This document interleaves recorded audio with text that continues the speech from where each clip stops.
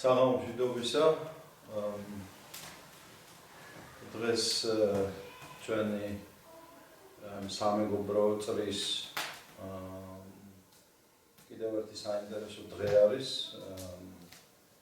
ყავს ძალიან საინტერესო სტუმარი და ახლახანს დამთავრდა მისი ლექცია რომლის ჩანაწერსაც ასევე დავდებთ საჯარო განხილვისათვის და ეს ლექცია წაიკითხა ჩვენმა მეგობრებმა ბატონმა რომელიც ბრძანდება ჩვენთან სტუმრად ამერიკის შეერთებული შტატებიდან. ბატონი ბრაუნი არის მსოფლიოს საოჯახო ორგანიზაციის პრეზიდენტი, იმ ორგანიზაციისა, რომელიც მასპინძლობს მსოფლიოს ოჯახურ კონგრესს, რომელიც როგორც საზოგადოება საუბარი ახსოვს ჩატარდა ასევე თბილისშიც, მე-10 საიუბილეო კონგრესის ხდომა 2016 წელს ჩატარდა თბილისში და თბილისი გახდა ბატონი ბრაუნისთვის ძალიან საყვარელი ქალაქი იმითაც, მათ შორის რომ თბილისი ყოფნისას მოხდა დირექტორთა საბჭოს მიერ მისი არჩევა პრეზიდენტად საერთაშორისო საოჯახო ორგანიზაციისა. მას შეცვალა ლეგენდარული ალენ კარლსონი, რომელიც იყო დამფუძნებელი ჰავარდ ცენტრის და ინიციატორი მსოფლიო საოჯახო კონგრესისა. ბატონი ალენი აგრძელებს თავის მოღვაწეობას უკვე საპატიო თავმჯდომარის რანგში, მაგრამ ბრაიანი არის პრეზიდენტი.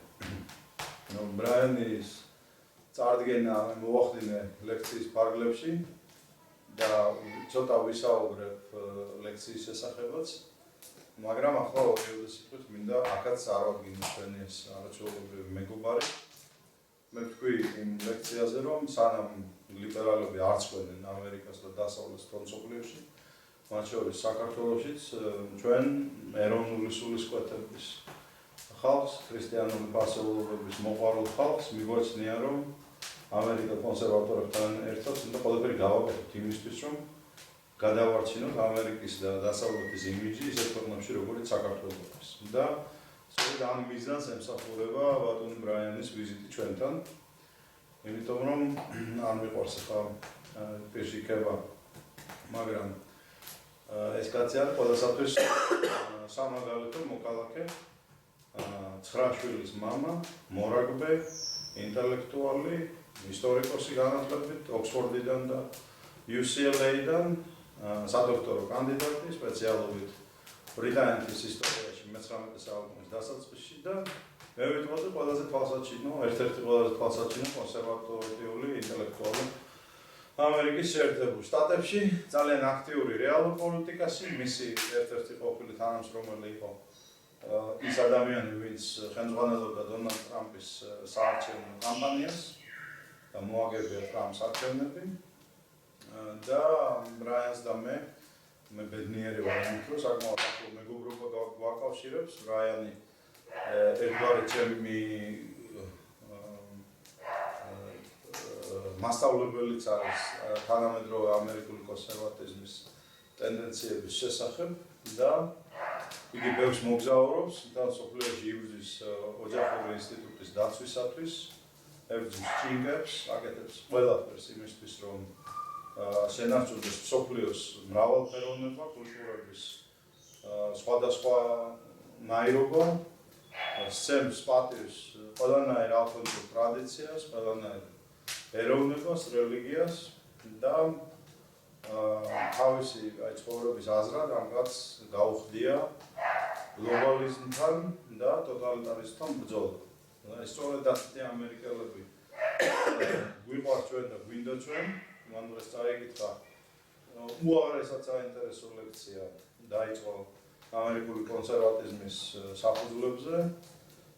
მოგვიყვა როგორ გაერთიანდნენ სხვადასხვა ფრთები ამერიკული კონსერვატიზმისა, კერძოდ სოციალური კონსერვატორები ეკონომიკურ ლიბერტარიანებთან, ცივი ომის და კომუნისტური საფრთხის წინაშე და როგორ დაცხეს, ასე ვთქვათ, მათ ერთად მარქსიზმს, მაგრამ მერე მას შემდეგ რაც დაამარცხეს მარქსიზმი, როგორ დაიშალენ, იმიტომ რომ აღმოჩნდა, რომ არც ისე ბევრი რამ აერთიანებდათ ამის გარდა, ანუ ამ ორი ძირითადი ფრთის, ასე ვთქვათ, იქ მესამე ფრთაც იყო, მაგრამ ეს ორი ჩემი აზრით ყველაზე მნიშვნელოვანია, ანუ სოციალური კონსერვატორები, რელიგიური ხალხი, ვინც მისდევდა ოჯახის სიწმინდეს და მისდევდა, ასე ვთქვათ, გარკვეული დონის ცენზურას თუ ნებავთ. ბიბლიის ცნებებს კი ბატონო, უარყოფას გაყრდნობისა და ეკონომიკური ლიბერტარიანელები, რომლებიც მიიჩნევდნენ, რომ ბაზარმა უნდა მართოს ყველაფერი. და აი, ვთქვათ, ამ ორს აერთიანებდა მხოლოდ არსურვილი იმისა, რომ სახელმწიფო ზედმეტად ჩარეული იყო ადამიანის ცხოვრებაში და ეს იყო მათი ერთადერთი წევრო, ან დუღაბი, რომელმაც ისინი შეკრა მარქსისტთა ბრძოლის ფრონტზე, მაგრამ მარქსიზმის დამარცხების შემდეგ ამათმა დახოცეს ერთმანეთი და აღმოაჩინეს, რომ ბევრი არაფერი აქვს საინტერესო კი არა საერთო ერთმანეთში და ამან ბრაიანის აზრით გამოუთხარა ძეგლი საბოლოოდ კონსერვატიულ მოძრაობას შეერთებულ შტატებში, გამოფანტრა რესპუბლიკური პარტიის კრიზისი მე მგონი სახეზეა. ძალიან საინტერესო სიტუაციაა, იმიტომ რომ ამერიკული პუბლიკა მაინც ძირითადად კონსერვატიულია და მე ვიტყოდი მიუხედავად ლიბერალური პროპაგანდისა, რომელიც აღიარებს, რომ 50%-ზე მეტია კონსერვატორი, ჩემი დაკვირვებით, აი თვითონ ხალხში ბევრად დიდი არის კონსერვატიული სენტიმენტები და აი ეს კონსერვატიული ელექტორატი არის ახლა სრულიად დაობლებული. და ამ სისტემური კრიზისის ყველაზე საინტერესო სიმპტომი იყო ის, რომ რესპუბლიკულმა პარტიამ ვერადავერ შვა კანდიდატი თავისი წიაღიდან და მოუწია მეტეორებით შემოვარდნილი დონალდ ტრამპის მიღება და თავის რიგებში პირველ ადგილზე დაყენება დონალდ ტრამპისა, რომელიც საერთოდ არ არის წარმოშობით, წარმომავლობით, აღზრდით არანაირად კონსერვატორი, არის ნიუ-იორკელი მილიარდერი, რაც თითქმის ავტომატურად ნიშნავს ადამიანისთვის, რომ ის არის ლიბერალი. და აი ეს ფაქტი, რომ ტრამპმა შეძლო, თქვათ, ინფილტრაცია კონსერვატიული რესპუბლიკული პარტიისა და მისი სახელით პრეზიდენტობის მოპოვება არის უაღრესად საინტერესო. ჩემი აზრით, პირველი მერცხალი უფრო ღრმა სისტემურ კრიზისში, რომელიც მომავალ ათწლეულებში აუცილებლად იჩენს თავს. მე მიმაჩნია, რომ აი ამ დაობლებული კონსერვატიული ელექტორატის ერთ-ერთი ორიენტირი არის სწორედ ისეთი ხალხი, როგორც არის ბრაიან ბრაუნი.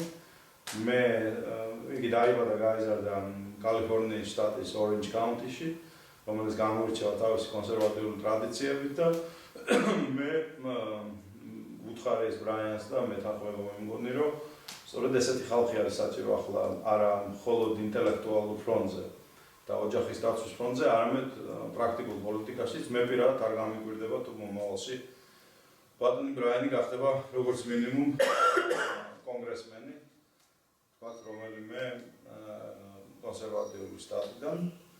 თავის ლექციის ბოლოს ბატონმა ბრაუნმა ისიც კი ბრძანა, რომ მისი აზრით იდეოლოგიურად რესპუბლიკული ან კონსერვატიული მოძრაობა არის გამოფატრული, მას არ აქვს იდეოლოგია, ასე ვთქვათ, და რომ ეს ძალიან დათულ სამსახურს უწევს კონსერვატიზმს შეერთებულ შტატებში, იმიტომ რომ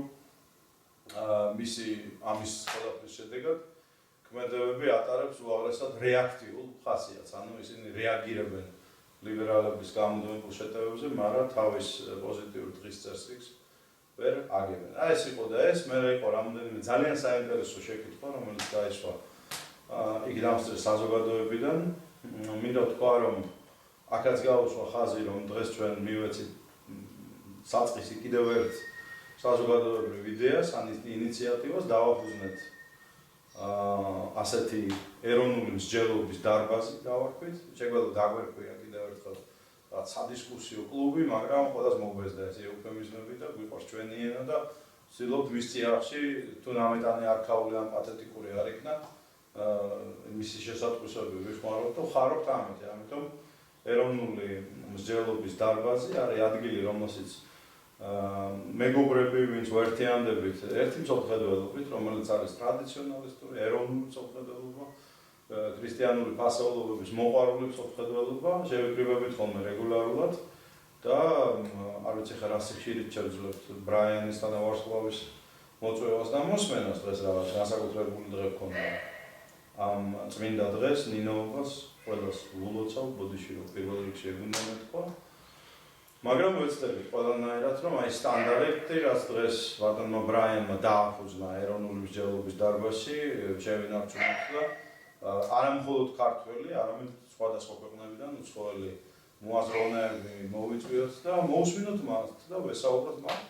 იმიტომ რომ იმ მიზანმიმართული ლიბერალური ტოტალიტარული დეგრადაციის და დეგენერაციის პირობებში, რასაც ქვია თანამედროვე ქართული ჟურნალისტიკა, თანამედროვე ქართული ტელევიზიები, ეს მიზანმიმართული დაჩალუნგება ხალხის ამ უხარისხო, სრულიად მოკლებული ინტელექტუალურ შინაარს შეუგავთავებელი ცუმპარომა შეუვებით ხალხს არა მარტო ჩვენ წრეს, არამედ საერთოდ ხალხს ჩვენ ვგზნობთ რომ ძალიან მოენატრა ღრმა საუბრები. მიუხედავად იმისა, რომ გვიჭირს, მიუხედავად იმისა, რომ უამრავი პრობლემა გვაქვს, ხალხი სიამოვნებით უსმენს ნამდვილი ხალხის და არა პროპაგანდის დაუტვირთავი, თავისუფლად მოაზროვნე, თავისუფლად მოლაპარაკე ადამიანების მსჯელობას და აი ეს ინიციატივებიც მithქვავს და ვიტყვი არ ვიფრანცები სულ არ მეფიტნავება, მაგრამ აი წელიწად ნახევარი ჯუმად ვიყავი და მეგობრებმა მთხოვეს რომ მოდი რაღაცა ვქნათ ერთად და ამიტომა ეს ინიციატივები რომ რაღაცნაირად ბიძგი მივცეთ, იმიტომ რომ ის საზოგადოება რომელიც თავისუფლად არ მეწყვილებს და არ მსჯელობს, ის ხდება, ის ნადგურდება, ის წყდება და ეს უფრო მნიშვნელოვანია, აქედან მოდის ყველაფერი.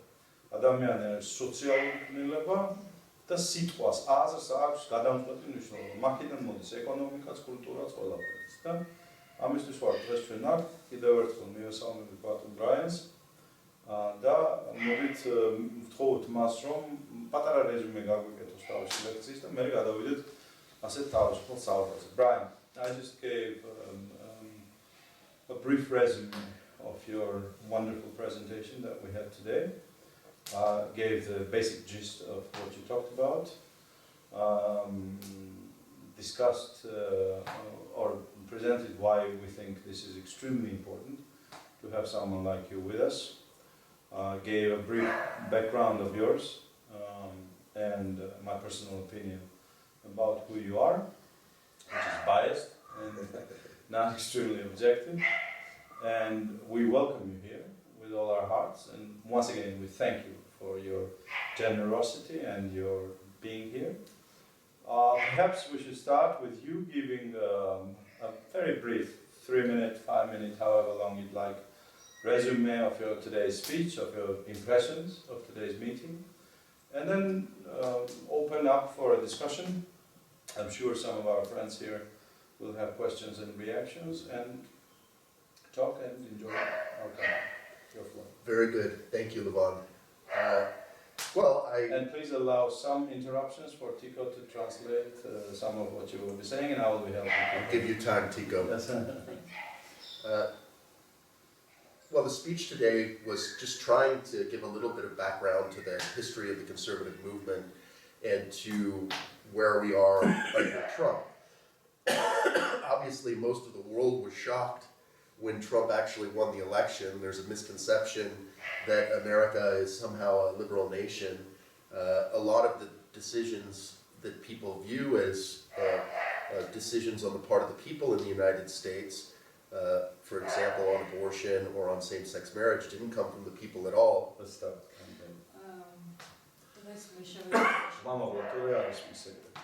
დღეს მე შევიცადე გამიკეთებინათ ისტორიული ექსკურსი და მომენტალურად წარმოვიდა კონსერვატიზმი და როგორ მოვედით დღევანდელ დღემდე, როდესაც ავირჩიეთ პრეზიდენტი ტრამპი. პრეზიდენტი ტრამპის არჩევა ერთგვარი შოკი იყო ამერიკელი ხალხისთვისაც, ვინაიდან არავინ ელოდა მის გამარჯვებას. და ასევე ვისაუბრე იმაზე, იმ საკითხზე, რომ ისეთი ხალხის წინააღმდეგ მიმართული პოლიტიკა, როგორიც არის ერთსქესიანთა ქორწინება, როგორიც არის ინიციატივები, ეს ინიციატივები ყოველთვის არ მოდის ხალხისგან. The key decisions in American life that undermined life and family all came from the Supreme Court. ყველა ის გადაწყვეტილება, რომელიც ჩემი აზრით აკნინებს ოჯახს და ადამიანის თავისუფლებას მოდის უზენაესი სასამართლოდან. ამერიკულ ფასეულ American life, ამერიკულ ცხოვრების სტილს წამოვიდა უზენაესი სასამართლოდან და არა დემოკრატიული გზით ხალხის წიაღება. So the discussion was primarily about the conservative movement being composed of three discrete groups starting in the 50s, three discrete intellectual groups coming together. საიდან წამოვიდა დღევანდელი კონსერვატიზმი, იგი სათავეს იღებს 1950-იანი წლებიდან, როდესაც მოხდა სამი სხვადასხვა კონსერვატიული ჯგუფის გაერთიანება და შეწყდა ამ გაერთიანება ისინი. Social conservatives, სოციალური კონსერვატორები, economic liberalism, ეკონომიკური ლიბერალიზმი and foreign policy conservatives, და საგარეო პოლიტიკის კონსერვატორები, anti-communists. რომლებიც ებრძოდნენ კომუნიზმს, მათ შეიძლება ანტიკომუნისტებიც უწოდებთ. And how at the end of the Cold War, the differences between these three groups started to fracture the conservative movement. ცივი ომის დასრულების შემდეგ სხვაობა აი ამ Brian, can you Fracture, break apart. That at the end of the Cold War, the unity that the three groups had in the face of the Soviet Union, it started to break down at the end of the Cold War. So those three groups started to the differences that were always inherent among the three groups, they became more pronounced. ცივი ომის დასრულების შემდეგ, როდესაც მათ საერთო მტერი დაკარგეს, განსხვავებები აი ამ სამ კონსერვატიულ განაყოფებს შორის კიდევ უფრო შესამჩნევი გახდა და კიდევ უფრო დიდი ბზარი გაჩნდა მათ შორის. And Trump's election was not particularly surprising to me.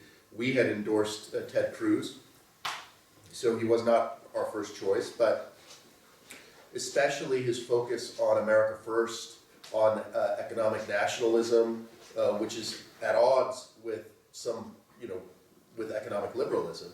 I think that was the thing that united religious and social conservatives together to help elect him. Իրადი ჩემთვის ტრამპის არჩევნები არ იყო მოულოდნელი, თუმცა ტრამპი არ იყო პირველი კანდიდატი, ვისაც ჩვენ მხარი დაუჭირეთ, მანამდე ჩვენ წამოვაყენეთ ტედ კრუზის კანდიდატურა. თუმცა Just give us the sentence and I'll translate. Well, how was that? Social conservatives increasingly felt like the economic issues should be about America first, and Trump saying America first gained a lot of support from religious and social conservatives. სოციალურ კონსერვატორებს ბოდიშით იყო მიაცნათ, რომ ეკონომიკური პრიორიტეტები უნდა იყოს ამერიკის სასარგებლოდ, ანუ ეს ტრამპის ლოზუნგი პირველ რიგში ამერიკა უპირველეს ყოვლისა galaktion's perikose რო გავაკეთოთ, იყო მათთვის ამ ეტაპზე ძალიან მნიშვნელოვანი და ამიტომ ისინი გაერთიანდნენ და დაუჭირეს მხარი ტრამპს. That's the basics of the presentation today. We also we can discuss more, where conservatism goes from here. And as you know, I think that big focus is in international cooperation. ეს იყო ჩემი დღევანდელი მოხსენების მთავარი მიზეზი და მე ასევე ვისაუბრე იმაზე, თუ რა გველოდება ჩვენ ამის შემდეგ და ჩემი აზრით მთავარი აქ არის საერთაშორისო გაერთიანება და საერთაშორისო თანამშრომლობა. ვისთან? ჩვენ შორის. საერთაშორისო თანამოაზრეები. თუ სოფლიოში. შეიძლება. Brian, ძალიან საინტერესო ისაუბრა კონსერვატიზმის, ასე ვთქვათ, ხო, ცოტა თორე არის. ბრაიანმა ძალიან საინტერესო ისაუბრა კონსერვატიზმის, აი ანუ 1950 წლიდან კონსერვატიზმის განვითარების და შემდეგ ასე ვთქვათ დაკნინების პერიოდზე. თუმცა მე მინდა გავახსენო ერთი ისტორია. გავაგზავნო? კი, თიკო თარგმნა. So was just saying that you gave an excellent speech today, how conservative started back in 1950s, and how it and you discussed also the periods of its rise and then its downfall. თუმცა ძალიან საინტერესოა, თქვა 1990 წლის 92 წლის საპრეზიდენტო არჩევნები, როდესაც ჯორჯ ბუში უფროსი, მამა ჯორჯ ბუში და Bill Clinton პირველად წარდგა ამერიკელი ამორჩევლების წელი. But also a very interesting period was back in 1992 when ცოტა ხან ვუწვარე ლაპარაკობ, ყველა ლაპარაკობ, იმიტომ რომ მიკროფონი ვერ აიღებს, ამიტომ ცოტა რიხია. Also a very interesting period was back in 1992 during the US presidential elections when George Bush Sr. and Bill Clinton opposed each other. რომ არ ყოფილიყო მაშინ ირანგეიტის საქმე, რომელშიც ჯორჯ ბუში როგორც ცენტრალური სადაზვერვო სამმართველოს უფროსი გარეული იყო, ყველა გამოკითხვით ჯორჯ ბუში იმარჯვებდა ამ არჩევნებში. If not Irangate issue in which Father Bush was then involved როგორც ცენტრალური სადაზვერვო CIA-ის უფროსი. as the head of the CIA. According to all statistics, he should have won that election, if not this issue. შემდეგ პერიოდში ანალოგიური სიტუაცია იყო ბობ დოულთან დაკავშირებით, რომელიც აგრეთვე კონსერვატორების ლიდერი იყო. რომ არ გამხდარიყო ბობ დოული ცუდად ერთ-ერთი გამოსვლის დროს, ბობ დოული 96 წლის არჩევნებში დაამარცხებდა ბილ უილიამ კლინტონს. And also in 1996, this was the same case with Bob Dole. If not during one of his speeches, he fell down, he was sick, and if not that issue, he should have defeated Bill Clinton also in the election. აგრეთვე გავიხსენებ იმას, რომ 94 წელში არჩევნებში კონგრესშიც და სენატშიც გაიმარჯვეს რესპუბლიკელებმა და ჩვენ გვახსოვს ნიუტ გინგრიჩი გახდა კონგრესის თავმჯდომარე, მას ამერიკის სინდისსაც კი ეძახიან და ნიუტ გინგრიჩი მართლაც კონსერვატორული მოძრაობის ერთ-ერთი ძლიერი წარმომადგენელი იყო ამერიკის შეერთებულ შტატებში. One of these Newt Gingrich, who is also called the conscience of America. 94 წელში მოიგეს ესე იგი არჩევნები რესპუბლიკელებმა სენატის და კონგრესის მთლიანად აიღეს ხელში. Okay, in 1994 a Republican Party won both elections in Congress and in Senate. ასე რომ თლად კონსერვატული მოძრაობის ძალიან დაკნინებაზე ამერიკაში იმ პერიოდში ჩემს აზრით ლაპარაკი არ შეიძლება. აქ უბრალოდ ლაპარაკია ძლიერი აღმასრულებელი ლიდერის არ არსებობაზე. და ჩემს აზრით ასეთი თუმცა 2000 წელს ბუშმა მოიგო არჩევნები ცოტა ხმით, მაგრამ 2004 წელს უკვე სერიოზულად მოიგო, ხო, მიუხედავად 11 სექტემბრისა ბუშმა არჩევნები.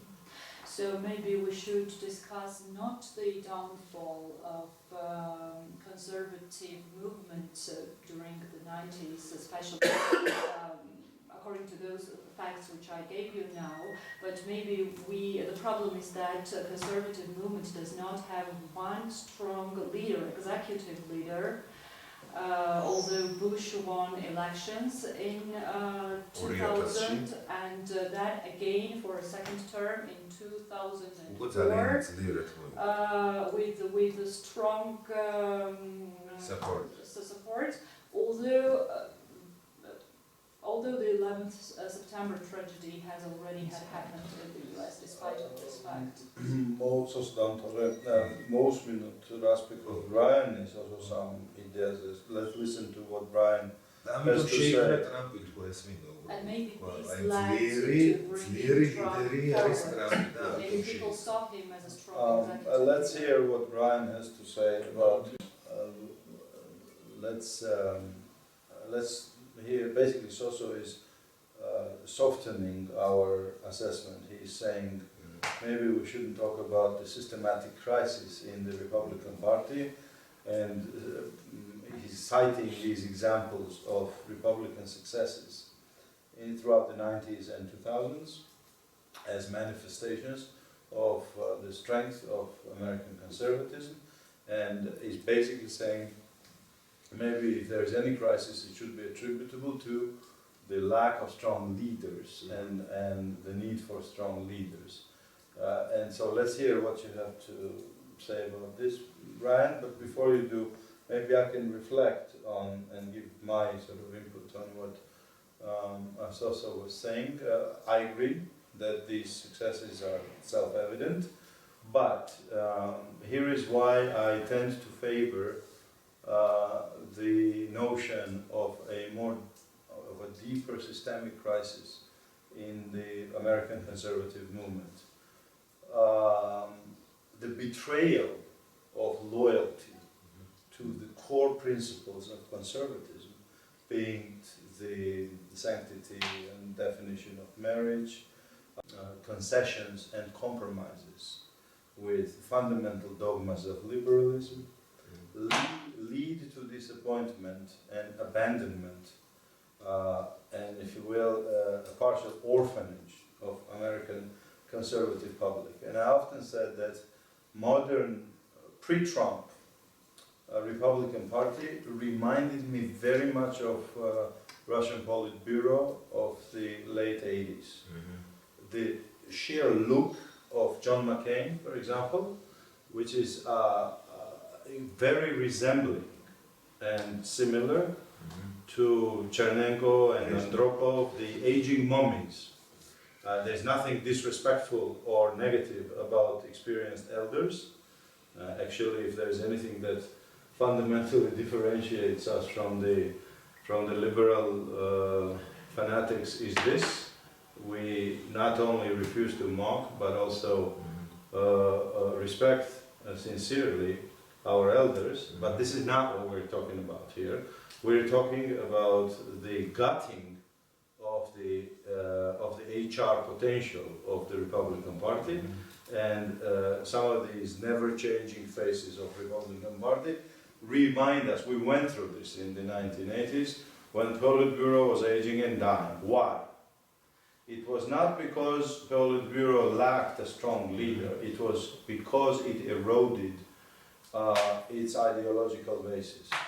And so the aging of the leaders and the emptiness and the weakness of the leaders is not the reason, but the result of the ideological emptiness of the existing party. So I just wanted to maybe oppose a little bit your input, and Brian, you know this much better than we do, so tell us what you think. Well, I don't know. I think that in some ways the Republican Party was a victim of its own successes. We did have leaders. Newt Gingrich was a great leader with a contract with America. It was successful in many ways. But you have to understand, just like today. Let's translate, just to make sure. მე ცოტა სოსოს მე დაგეხმარებით იქოში. მე ცოტა სოსოს ოპონირება გაუწია და ვთქვი, რომ ვეთანხმები, მაგრამ მიმაჩნია, რომ უფრო ღრმადაა კრიზისი, იმიტომ რომ ეს მუმიების მსგავსი ჯონ მაკეინები და ასე ვთქვათ, ლიდერები, რომლებიც ვეღარ სწუდებიან, ვეღარ ასრულებენ ფუნქციას ბოდიში ლიდერობისას. მე ძალიან მაგონებენ პოლიტბიუროს 80-იანი წლების ყაიდის პოლიტბიუროს, როდესაც მას არ ჰქონდა პოტენციალი ახალი ლიდერების გენერაციისა, რაც თითქოს ზუსტად ემთხვევა იმას, რაც სოსომ თქვა, მაგრამ მე ცოტა სხვა კუთხით დავამბობ ამას. მე ვამბობ, რომ სწორედაც იმიტომ ვეღარ ბადებდა ვერც მაშინდელი პოლიტბიურო და ვერც ახლანდელი რესპუბლიკური პარტია ახალ ლიდერების გენერაციას, რომ მან უღალატა ან ამოწურა თავისი იდეოლოგიური საწყისები. და ამრიგად ლიდერების არ ქოგნა არის არა ჩემი აზრით, თქონდა არის არა მიზეზი, არამედ შედეგი იმისა, რაც შეადგენს უფრო ღრმა პროცესებს რესპუბლიკურ პარტიაში. ეხლა ბრაინმა დაიწყო პასუხი, რომელშიც თქვა, რომ მისი აზრით არ ვიციო. რესპუბლიკური პარტია შეიძლება გახდეს ყოველთვის საკუთარი წარმატებებისა, იმიტომ რომ მაგალითად ნიუტ გინგრიჩი ის სოციალ ეთანხმება იყო ძალიან კარგი და ძლიერი ლიდერი ამერიკისთვის. So please continue and Tico, please help. So, for example, in 1994, even though Bill Clinton was president, the Republicans pushed very strongly to pass the Defense of Marriage Act. And Bill Clinton signed it.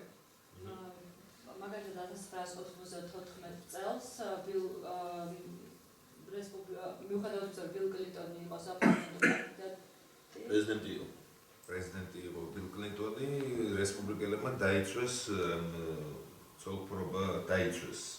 ასე თქვა და კლინტონმა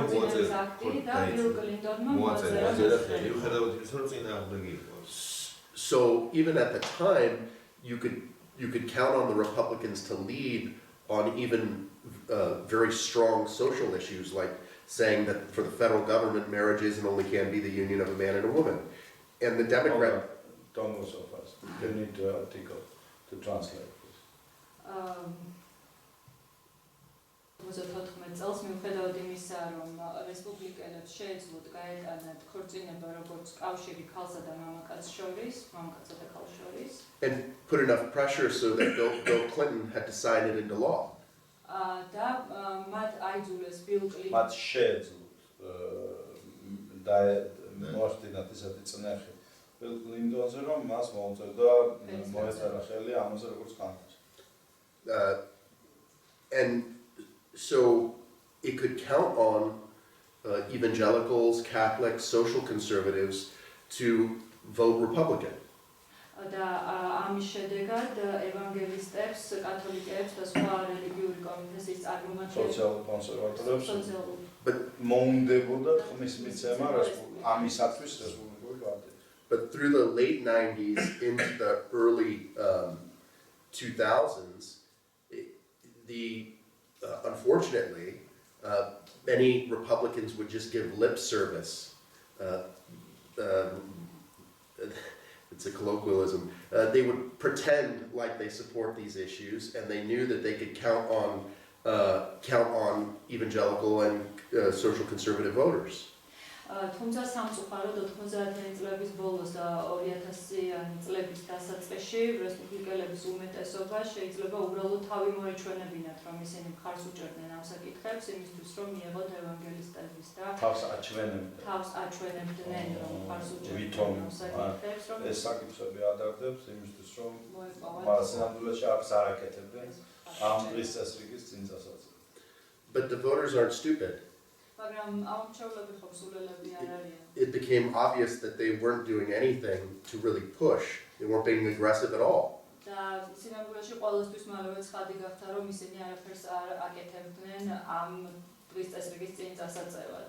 So if you look, for example, at the evangelical vote and its turnout for Trump,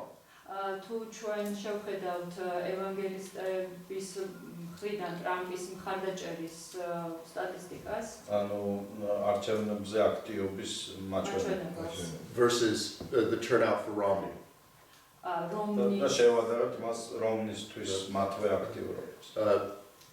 Even though Donald Trump does not come off at all like an evangelical or raised in that sort of environment, people thought of him as a New York liberal up until quite recently.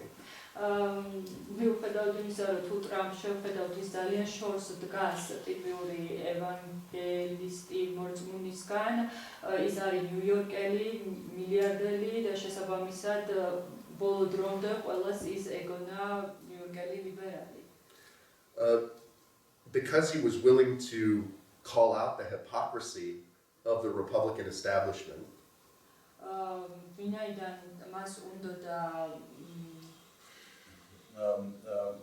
იგი აკრიტიკებდა ორმაგ სტანდარტებს და ფარისეულობას რესპუბლიკური partijas ლიდერებისა. There was overwhelming support by evangelicals, much higher than for Romney, for Trump. აი ამის გამო ტრამპმა ევანგელისტებისგან საბოლოო ჯამში მიიღო ბევრად უფრო დიდი მხარდაჭერა არჩევნებში, ვიდრე თავის დროზე ისინი მხარს უჭერდნენ. ამის მიუხედავად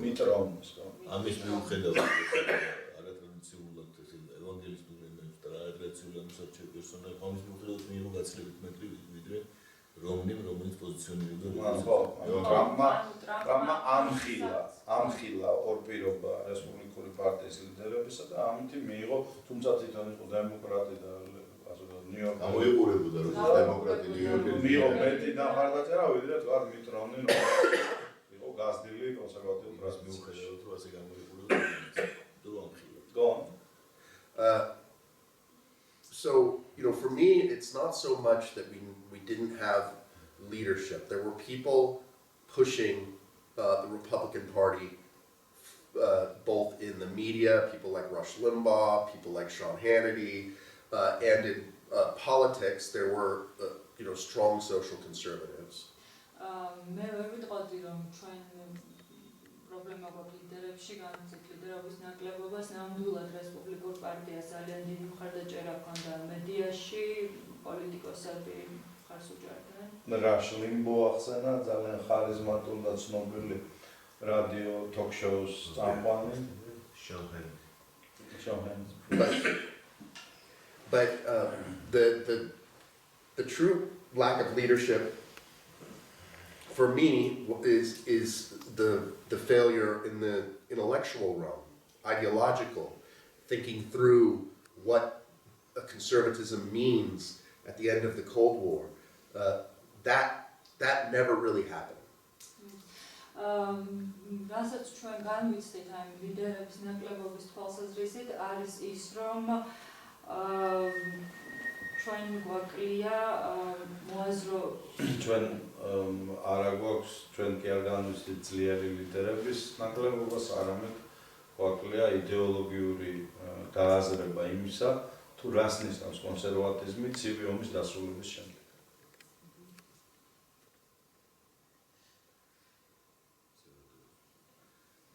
მაგაზე შეიძლება ითქვას, რომ ეს პლატფორმა მთლიანად ჩამოაყალიბა ბრეიტბარტმა, ბრეიტბარტისგან დაიწყო და ჩამოყალიბდა ეს იდეა, Tea Party, რომელიც იყო ჩამოყალიბდა, თქვათ, იგივე სარა პეილინგის და ასე ვთქვათ, აი იზოლაციონისტებს არ დავარქმევ, თვითონ არ უყვართ ეს იყო, იზოლაციონისტი, უფრო ამერიკა პირველი ამას ეძახიან თავის დროს, ხო? Soso is venturing the thought that maybe this void was filled with Breitbart and Tea Party and the likes of Sarah Palin, America First approach that laid the ground for Trump's upheaval. Or is that you're saying is that not enough to fill the void? Well, I think that's true, but it wasn't really intellectual. You have to understand that with the Tea Party, there were many Tea Party leaders that were also social conservatives. Tea Party არისო ნამდვილად ინტელექტუალური საკმარისა და ბოლომდე ინტელექტუალური შინაარსის შევსება ამ ვაკუუმისა, იმიტომ რომ Tea Party-ის ბევრი ლიდერი იყო სოციალ-კონსერვატორი. But it was regular at Tea Party gatherings to say, let's only make this about the economy, don't talk about social issues. რეგულარულად მიუხედავად ამისა, რომ ესენი სოციალ-კონსერვატორები იყვნენ, Tea Party-ის შეკრებებზე ძალიან ხშირად ისმოდა, რომ მოდით მხოლოდ ეკონომიკაზე გავაკეთოთ აქცენტი და სოციალურ საკითხებს ერთით დავიდავანოთ. So this is a part of the problem I'm pointing towards, is that economic nationalism did obviously help Trump to win. და ამაზე ვლაპარაკობ, რომ სწორედ ამაზე რომ ეკონომიკური ნაციონალიზმი ან ვთქვათ ამერიკა უპირველეს ყოვლისა უდავ დაეხმარა ტრამპს გამარჯვებაში. But part of that's at conflict with one of the three aspects of conservatism, economic liberalism. მაგრამ ეს კონფლიქტი არის აი იმ საფუძვლებთან აი სამიდან ამერიკული კონსერვატიზმის სამი საფუძვლიდან ერთ-ერთთან კონკრეტულად ეკონომიკურ ლიბერალიზმთან. მე ცოტა შიშობ ხარ ამდენად იკარგება ეს ყველაფერი თარგმანში და ამდენად დაინტერესებს ეს იმას რა ქვია, ასე ფართო საზოგადოებას, ამიტომ მოდით ცოტა სხვა უფრო მოსახარშ და адვილ კალაპოჩი წავიყვანოთ დისკუსია. Brian, I'm getting worried about us digging too specifically and losing interest of the public as we're tapping it. So let's go back to a more common, don't mean this in a condescending way, vector and speak about more sort of down-to-earth mainstream issues. So Trump won. Are you happy or are you unhappy as a conservative? I agree that with Well, Trumpმა მოიგო, გიხარია თუ წინს როგორც კონსერვატორს. ასე ვთქვათ, მაყოფილი ხარ თუ დაუკმაყოფილებელი ხარ მისი გამარჯვების მერე? of course I was happy. ცოტა ხმაო. But at the same time, Trump was an unknown quantity. Most of us were happy because of the defeat of Hillary Clinton and the hope that Trump might be able to do something good, especially on appointments to the Supreme Court. რა თქმა უნდა, მე ძალიან გამეხარდა და უმეტესობა ჩვენგანი ძალიან გახარებული იყო ტრამპის გამარჯვების გამო, თუმცა შეიძლება ითქვას, რომ ჩვენი ნაწილი გახარებული იყო არა იმდენად ტრამპის გამარჯვების გამო, არამედ ძალიან ვიხარდა, რომ ჰილარი კლინტონი დამარცხდა ამ არჩევნებში და ტრამპისგან ჩვენ ყველა ველოდით და ველოდებით გარკვეულ ცვლილებებს განსაკუთრებით უზენაესი სასამართლოს კუთხით. But I was under no illusions that Trump was a social conservative. მაგრამ მე ნამდვილად არ მქონდა ის ილუზია, რომ ტრამპი სოციალური კონსერვატორი იყო. But having said that, some of the things that he's done since he became president, especially when it comes to executive orders, have been very good for social conservatives. თუმცა მიუხედავად ამისა, უნდა ითქვას, რომ პრეზიდენტად არჩევის შემდეგ ძალიან ბევრი ბრძანება, რომელიც ტრამპმა გამოსცა, განსაკუთრებით ამსურებელი საპრეზიდენტო ბრძანებები, სწორედ რომ ძალიან სასარგებლო იყო ამ სოციალური კონსერვატორებისთვის. Like many, like we discussed earlier, I had some hope that on foreign policy, on the ambassadorships, on America pushing liberalism around the world.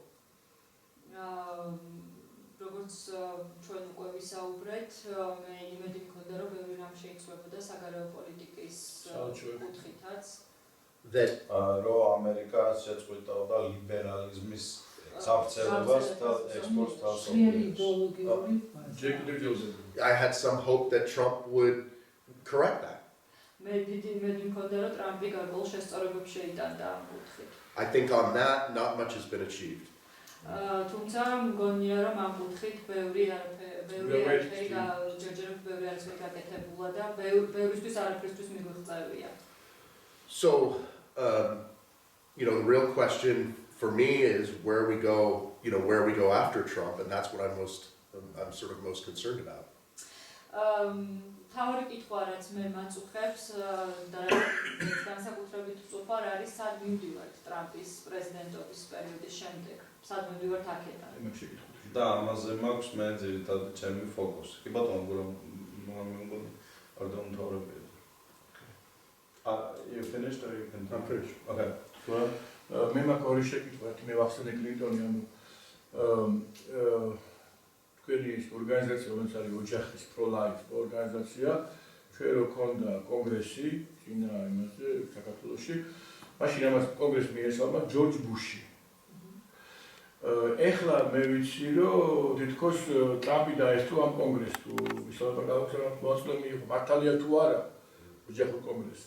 და თითქოს აი ეს პერიოდი, რასაც კლინტონი ვახსენეს, ობამას პერიოდი, აი ეს როდის დაიწყო საერთოდ, აი თქვა როდის დაიწყო, თქვა პროექტი არის, ამერიკის როდის დაიწყო, აი განსაკუთრებით აი ამ ჰომოსექსუალიზმის ქადაგება და პროპაგანდა ეგეთ დონეზე, რომ უკვე სახელმწიფო დონეზე შემოვიდა, როდის დაიწყო ეს? რა პერიოდში როგორ დაიწყო? თუ ჯორჯ ბუში კონსერვატორი იყო, როდის დაიწყო ეს მეინტერესებს? როგორც მე ვერ ყვება თუ I'm saying that when we had the Congress in Tbilisi, if you remember, George W. Bush addressed the Congress, and he's saying, if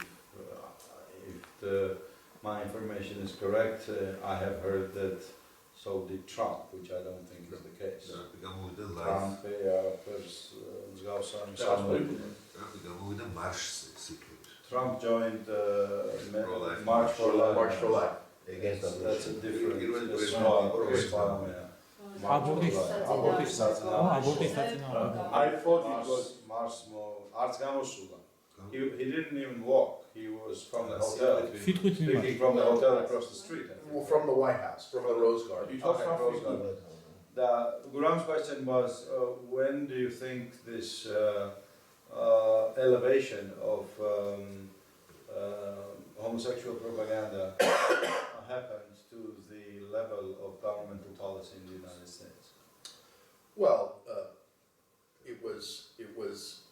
there was push towards this, even though Bill Clinton signed the Defense of Marriage Act.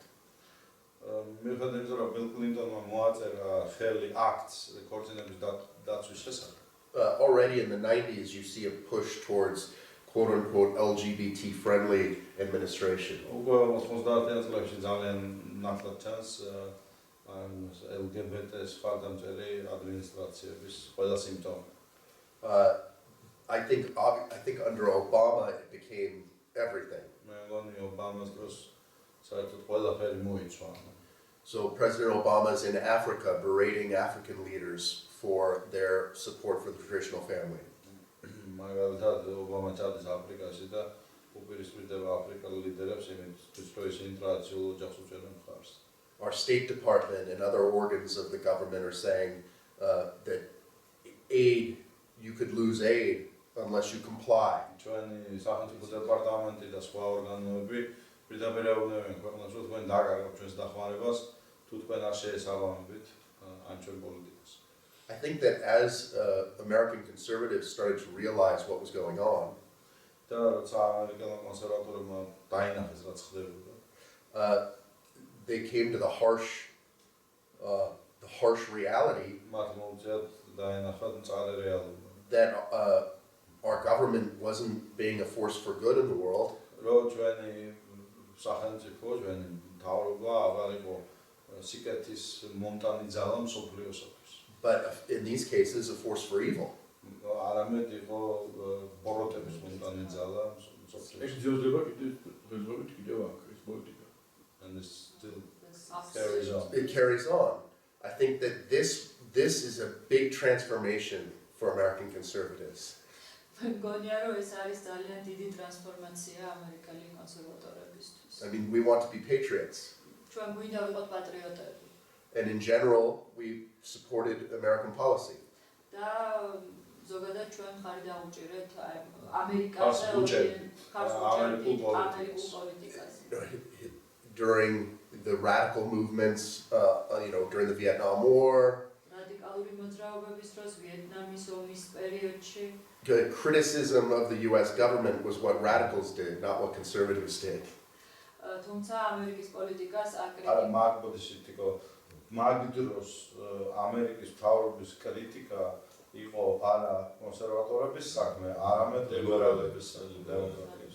So this forced us to confront this harsh reality, and I think that if you ask most social conservatives now, they would agree with what I just said, that our government is pushing horrible policies around the world when it comes to, anti-discrimination, LGBT, and given all the problems in the world, this has now become seemingly the most important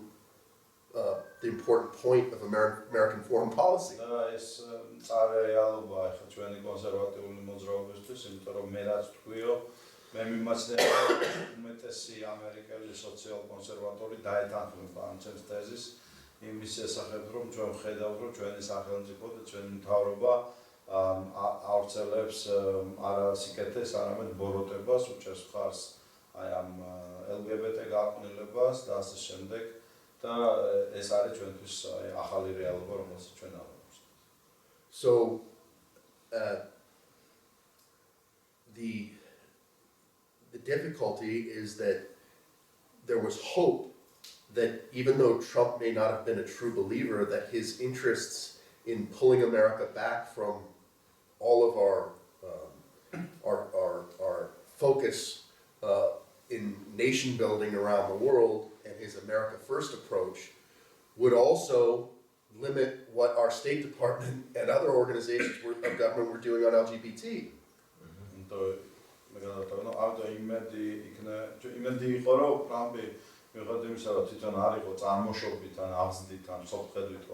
ნამდვილი კონსერვატორი მისი გამარჯვების შემდეგ მისია ეს ამერიკა უპირველეს ყოვლისა ლოზუნგი გამოიწვევდა მათ შორის სახელმწიფო დეპარტამენტის და სხვა ჩვენი სააგენტოებისა და სტრუქტურების შეზღუდვას მათ აი ამ ბოროტ საქმიანობაში ხელშეუხლიანში. So that to me is the biggest failure of the Trump presidency. ჩემი აზრით ეს არის ყველაზე დიდი ჩავარდა, წარუმატებლობა. რაღაც დონეზე ხუჭი. There was an opportunity, and there still is. Hopefully it's not too late, but there's an opportunity to clean out the ambassadors, the State Department. ჩემი აზრით ჯერ კიდევ არის დრო და ძალიან გვიანი არ არის რომ შეიცვალონ ელჩები. But it didn't happen. გაწმინდონ საელჩოები და გაწმინდონ სახელმწიფო დეპარტამენტი ამ პროპაგანდისტების. მე ვიცი ორი პლუსი. ორი რამ. ერთი რომ თუ ქრისტიანი ხარ და სინდისი გიშლის ხელს ვეღარ დაგაძალებენ როგორც აქამდე გაძალებდნენ აბორტის გაკეთებას, როცა ექიმი ხარ, ეს კი მაგარი და საგადასახადო ფულით აღარ ფინანსდება სქესის შეცვლის ოპერაციები ამერიკელი სამხედრო მომსახურებისთვის. აი ეს these two things. One was the you don't have to be forced to do abortion if it's counter to your beliefs, and taxpayers' money no longer finances transgender operations for the military, correct? And bathroom. Correct, but no, there were other executive orders that relate to religious freedom and conscience that deal with the whole bathroom bill issue, because increasingly there was a push to say that churches and private Christian schools would also have to allow boys and girls bathrooms. კიდე მთელი რიგი ინიციატივების და დირექტივების გამოსცავა აი ამ ავადმსახსენებელი ტუალეტების ბიგლის კანონის გარშემო, იმიტომ რომ იწყებოდა უკვე კამპანია, რომ ეკლესიებიც და ეკლესიებისთვისაც და რელიგიური სკოლებისთვისაც დაეცალებიათ ეს უბედური ტუალეტი. And he went further than just saying that the military didn't have to pay for transgender surgeries. მან ტრამპმა მეტი გააკეთა, ვიდრე უბრალოდ ეთქვა, რომ საგადასახადო ფულით სამხედროებმა აღარ უნდა დააფინანსოს სქესის შეცვლის ოპერაციები. He announced on Twitter that the military wouldn't be accepting transgenders anymore at all. Twitterზე გამოაცხადა, თუმცა მგონი ჩაუვარდა, რომ Twitterზე გამოაცხადა, რომ ტრანსგენდერებს აღარ მივიღებთ ჯარში და მორჩა. Unfortunately, as something as basic and as common sense as this, მაგრამ სამწუხაროდ ესეთი ჩვეულებრივი და ლოგიკური რაღაცაც კი the military, the Pentagon said that it needed to review and look at the implications of this. პენტაგონმა პრაქტიკულად დაბლოკა, თქვა, რომ უნდა ის შეისწავლოს ეს საკითხი და აკეთოს ამისი გამოყენება. So the policy has not been implemented. ამიტომ ეს კანონი თუ უბრალოდ ეს რეგულაცია არ შევიდა ძალაში. You know, but again, given our choice with Hillary Clinton or Trump, these are small steps, but they're steps forward. We would have gone far, far back with. No, Hillary's-თან შედარებით ეს კემაინც რაღაც პატარ-პატარა ნაბიჯებია წინ, ნაცვლად იმისა, რასაც Hillary გაგიკეთებდა, რომ მოსულიყო ფერად უფრო უკან გადაგვაგდებდა ამ მიმართულებით. If I may ask, if I may ask, how, you know, what's your prognosis? What's your outlook? You know my view that conservatism is structurally orphaned because of the gutting of the Republican Party, structural crisis, and so you have this very interesting first time, I think, in American history situation where a humongous mass of electorate is searching for a patron, and sooner or later, whenever Trump is gone, this orphanage will stay. And so, who is going to fill this vacuum? And my views. Who should fill this vacuum? But what is your view on how?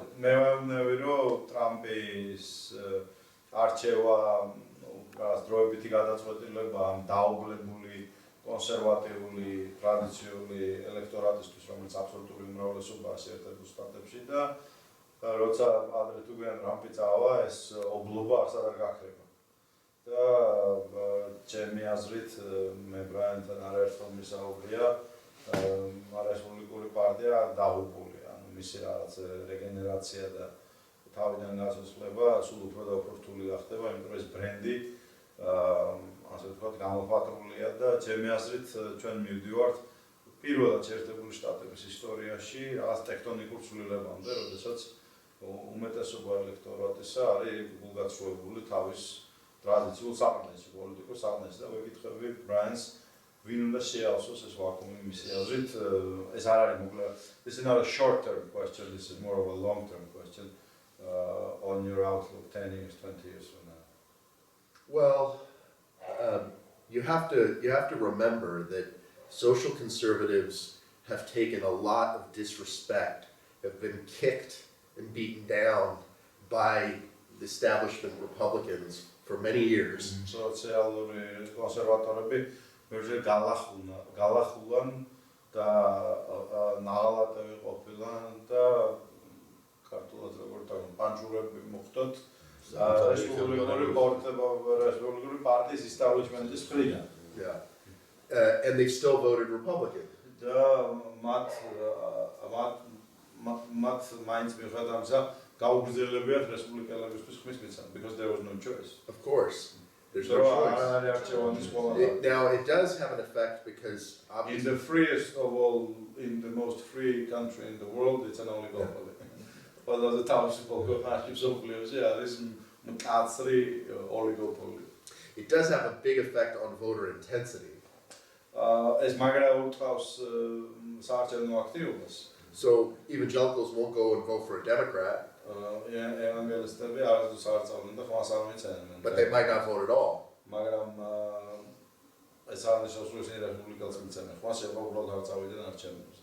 I don't think that I'm not sure that this sort of willingness to be abused is going to go on forever. ეს მზადყოფნა რომ გაგრძელდეს მისი დაცინვა და abused როგორ თქვა ამ შემთხვევაში გადაგდება ან მოტყუება შენარჩუნდება სამუდამოდ. ესენი არ მოითმენენ ამ გადაგდების პრაქტიკას პერმანენტულად. So I do think that you will have, if the Republicans were to nominate a liberal Republican or a non-social conservative, I do think you would have the opportunity to have a third party develop.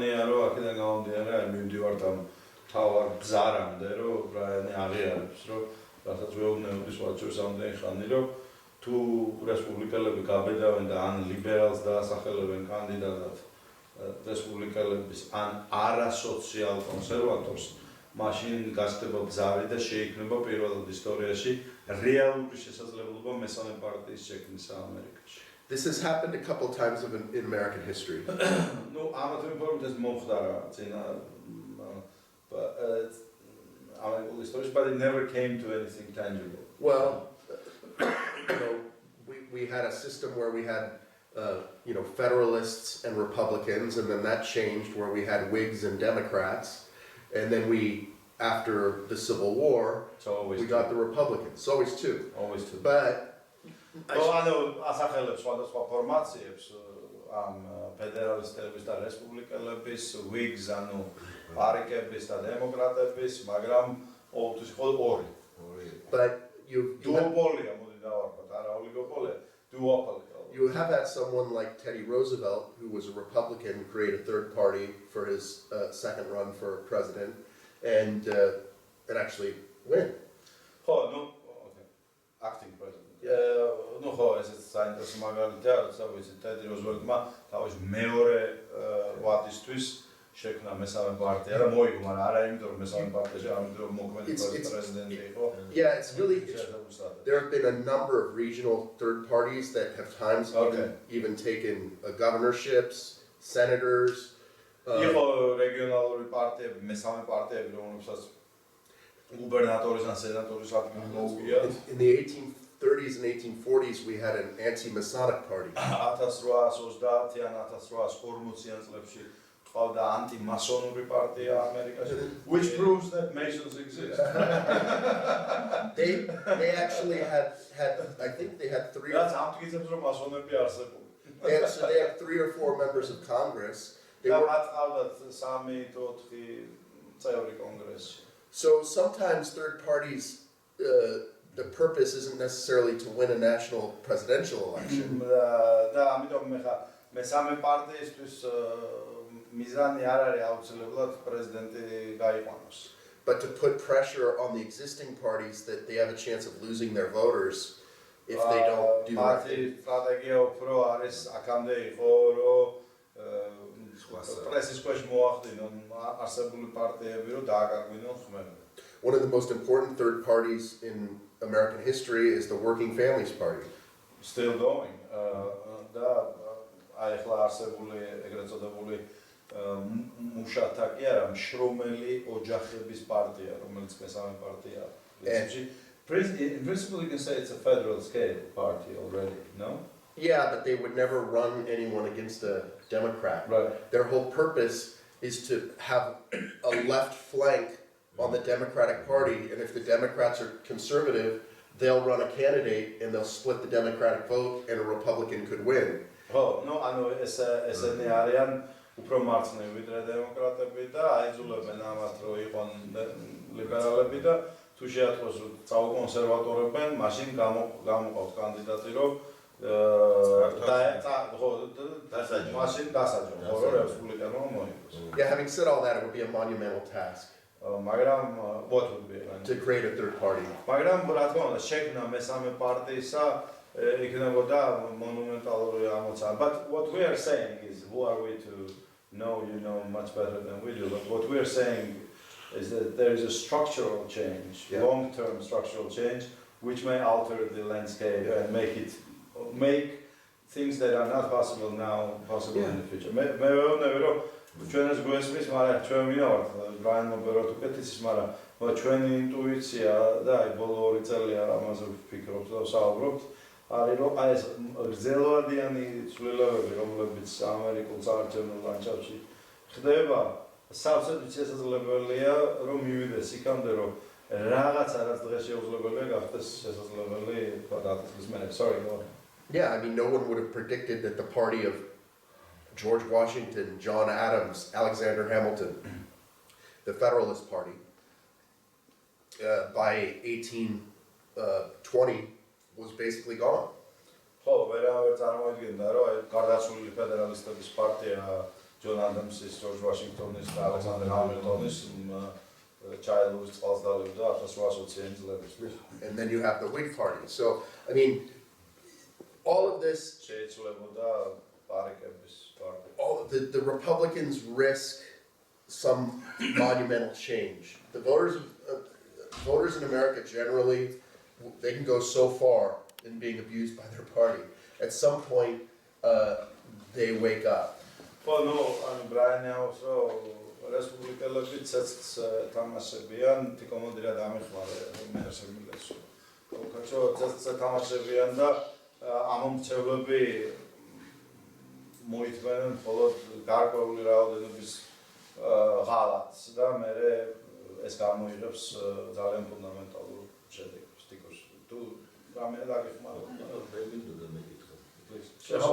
Sources question, ცოტა ხომ ხო, რა მინდოდა ახლა ტრამპის ფიგურა იყო, ასე ვთქვათ, დროებითი გადარჩენის რესპუბლიკური პარტიის კრიზისის დროებითი გადარჩენის.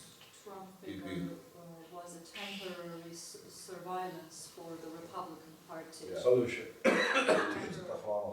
Temporary solution Like for the palliative. Republican Party. ხო, ეხლა მომავალი არჩევნებისთვის აქვს თუ არა ტრამპს მისი ასაკიდან გამომდინარე ტრამპის ფიგურა მე რამდენიმე ვფიქრობ, ვიცი ახლა რა თქმა უნდა უკეთესად იცის ამერიკაში და პოლიტიკური საკითხები. Does Trump have any chance for the next election, also based on his age or ტრამპის გარეშე დარწმუნებული, თითქმის ახალი ფიგურის წარმოჩენის საშუალება რესპუბლიკური პარტიის სიარში ჩვენ ვერ ხედავთ და თუ ხედავთ. We do not see any new figure in the Republican Party other than Trump today. So do you see anyone who can be the next president from the Republican Party? You will be. Well, I think it's true. One thing Trump did do is this whole idea of economic nationalism. The Republican Party wasn't going to go in this direction without something coming from the outside, and that was Trump. რესპუბლიკური ერთი რამ რაც ტრამპმა გააკეთა ეს იყო ეკონომიკური ნაციონალიზმი, იმიტომ რომ რესპუბლიკური პარტია არ აპირებდა ამ მიმართულებით წასვლას და ტრამპმა ეს გააკეთა. It had become an article of faith within the Republican Party. და ამან ეს გახდა დოგმასავით დოგმასავით რესპუბლიკური პარტიის მიმდინარე დღის წესრიგში. That it was against tariffs, against economic nationalism, for free trade. აქამდე ის იყო ტარიფების კონტროლისა და თავისუფალი ვაჭრობის მომხრე. Trump upset all of that and also showed how deep the alienation of workers who've lost their jobs in middle America, how deep their anger was. ეს გვესმის ხო თავისუფალი ვაჭრობა და ბარიერების არქონა იწვევს ჯობების სამსახურების დაკარგას რიგითი ამერიკელების შორის, კონსერვატორთა მუშათა კლასის ასე ვთქვათ შორის და ტრამპმა ამას დაწყო გამოჩნდა და მიიღო მხარდაჭერა გამოჩნდა რამდენად გაუცხოებული იყო ის ამერიკელი ვინც ამ თავისუფალი ეგრეთ წოდებული ვაჭრობის გამო ქარხანაში სამსახურით დაკარგა რამდენად გაუცხოებული ყოფილა ის რესპუბლიკური პარტიის establishment. As far as the election goes, I believe he can win. It looks difficult right now because, you know, all of this Russia investigation, Mueller, it's all over. It's the front page of every newspaper. It's constant.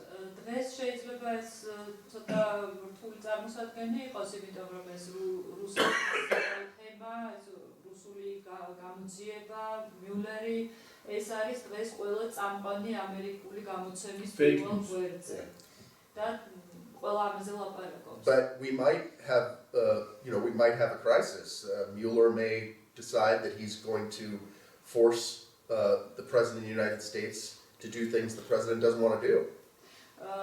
თუმცა შესაძლოა დღეს მიულერმა აიძულოს ამერიკის შეერთებული შტატების პრეზიდენტი გააკეთოს ისეთი რამ, რაც პრეზიდენტმა არ უნდა გააკეთოს.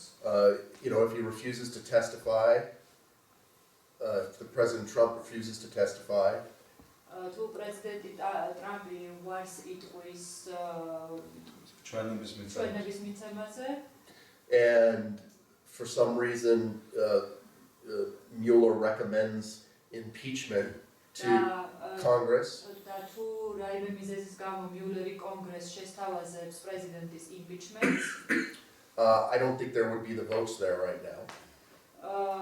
მე არ მგონია რომ ამის საკმარის იმპიჩმენტის საკმარის ხმებს მოანდრო.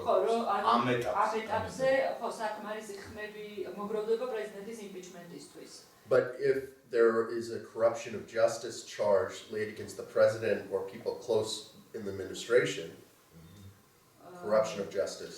თუ კორუფციის, სამართლიანობის კორუფციის ბაზაზე წარდგენილი იქნება ბრალდება, and Trump pardons everyone, we'll be in a whole new world. We don't know how that. I don't know how. I have no way of knowing how that will end.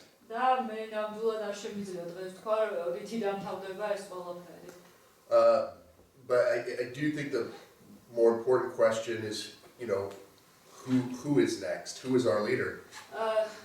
დღეისთვის ჩემი აზრით კიდევ უფრო მნიშვნელოვანი შეკითხვა მდგომარეობს იმაში, თუ ვინ იქნება ჩვენი შემდეგი ლიდერი, ვის ავირჩევთ ჩვენ შემდეგ არჩევნებზე. I have immense respect for Ted Cruz. მე მაქვს ჩემი მოსაზრებები, და დიდი პატივისცემა ტედ კრუზისა და ტედი არის ბრაიანის ძალიან ახლო მეგობარი. The young senator from Nebraska, Sass, he's very good. He could be a leader. ახალგაზრდა სენატორი ნებრასკის შტატიდან, სასი, და ის შეიძლება გახდეს შემდეგი. But he's been anti-Trump. თუმცა ის არის In some ways. დიდი მოწინააღმდეგე გარკვეულ საკითხებზე. Mike Lee out of Utah is excellent. Michael Lee, Utah შტატიდან, ასევე არის ჩვეულებრივი. But no one has the sort of name ID as Donald Trump. თუმცა არც ერთი მათგანის სახელი არ არის ისე ცნობილი ამერიკაში, როგორც დონალდ ტრამპი. And we don't have a charismatic figure like an actor like Ronald Reagan. და ჩვენ დღესდღეობით ნამდვილად არ ყავს ისეთი ქარიზმატული მსახიობი, ლიდერი, როგორიც იყო ცნობილი პრეზიდენტი რონალდ რეიგანი. The fact that Ted Cruz already lost in the primary against Donald Trump. ეს არის სწორედ ერთ-ერთი მიზეზი, წააგო ტედ კრუზმა წინა არჩევნების წინა პერიოდში რატომ აჯობა მას დონალდ ტრამპმა, სწორედ ამ ქარიზმის ნაკლებობის გამო. If I may ask a naive question, another one. We are taught by the standards of Western liberalism and capitalism, and that nepotism is a derogatory term. Yeah. And despite this, for decades we have witnessed family clans in the United States have its members in the top of the US politics, and I will not bother you with naming these names that everybody knows. Now, Donald Trump's daughter, Ivanka, and her husband, Jared Kushner, are much more typical representatives of their social background in terms of, well, maybe Donald himself is as well, but these are just outright, I would say, almost radical liberals, aren't they? Naive question is, why this act of nepotism? As if Donald Trump did not have enough controversy around him. What is your explanation as to why, having come under massive fire from all the weapons that liberals have, would he go ahead and let his daughter and his son-in-law have so much influence in the White House? Is it his way of compensating for not being on the liberal side? Or is it something deeper that we do not understand? მე ვამბობ, ივანკა და ჯარედ კუშნერი, მისი სიძე და მისი ქალიშვილი არიან ბევრად უფრო ტიპიური წარმომადგენლები იმ ბექგრაუნდისა, რომელშიც ტრამპი გაიზარდა. ანუ არიან პირწავარდნილი ლიბერალები და მე არ მესმის, მე ვილაპარაკე ნეპოტიზმზე, რომ ჩვენ გვასწავლიან, რომ ნეპოტიზმი არ შეიძლება და რომელი თქვა ამერიკულ პოლიტიკაში, შვილი, ძოლი, მამა, შვილი, ბიძა, შვილი, ყველა თავიდან ბოლომდე აღარ დავასახელებს და კლანები ხო და არა მე ვკითხულობ აი ამ მიამით შეკითხვას რომ ტრამპის შესახებ რატომ აყოფნიდა პრობლემები ყველა იარაღიდან ესვიან ლიბერალები რომ აიღოს თავისი ქალიშვილი რომელიც არის ანტირესპუბლიკელი, ანტიკონსერვატორი და თავისი სიძე რომელიც საერთოდ მე მგონი ჭინგებში ჭინგა და დაესვა აი ამ ცხენზე და შეექმნა ეს წინააღმდეგობა და ვეკითხები რომ რატო აკეთებს ამას ეს რაც ხარკია და კომპენსაცია ლიბერალების წინაშე რომ თვითონ არ არის დემოკრატიული პარტიაში თუ რაღაცა უფრო ღრმა მიზეზებია რომლებიც ჩვენ არ გვესმის. Go ahead. What's your explanation? Well, I think it's probably a pretty actually a pretty simple explanation. მე მგონი ძალიან მარტივი ახსნა ბოდიშტი. I think if you look at the way Trump ran his business, თუ შეხედავთ როგორ მართავდა ტრამპი თავის ბიზნესს, he always kept his family the closest. მას ყოველთვის ძალიან ახლოს ყავდა თავისთან ოჯახის წევრები. The idea was that he could really only fully trust those closest to him and his და family. იქნებოდა შთაბეჭდილება, რომ მხოლოდ თავისი ოჯახის წევრებს ენდობოდა ტრამპის სინამდვილეში. And because I think it's only recently that his decisions weren't largely simply pragmatic. და თითქოს აი ბოლო პერიოდში იყო, რომ ტრამპის გადაწყვეტილებები გახდა უფრო პრაგმატული. weren't. I think only recently has he developed an actual a political system of belief that he's dedicated to. But up until now, they weren't. No, up until recently they were pragmatic. Like in a business sense. No, I can't be So whether you had a disagreement with Ivanka or Donald Jr. on particular items, it wasn't like a disagreement on worldview. It was a disagreement on, well, is this the best way to advance the business forward? But of course you want them the closest to you because you trust them not to steal from you or undermine the organization. შეიძლება მას ქონდა რაღაცა საკითხებზე უთანხმოება კამათი ივანკასთან, დონალდ ჯუნიორთან, უმცროს დანელთან, თუმცა რა თქმა უნდა საბოლოო ჯამში მას ყოველთვის უნდა რომ ოჯახის წევრები და შვილები ახლოს ყავდეს, რომ ისინი არ გავიდნენ მისი გავლენის And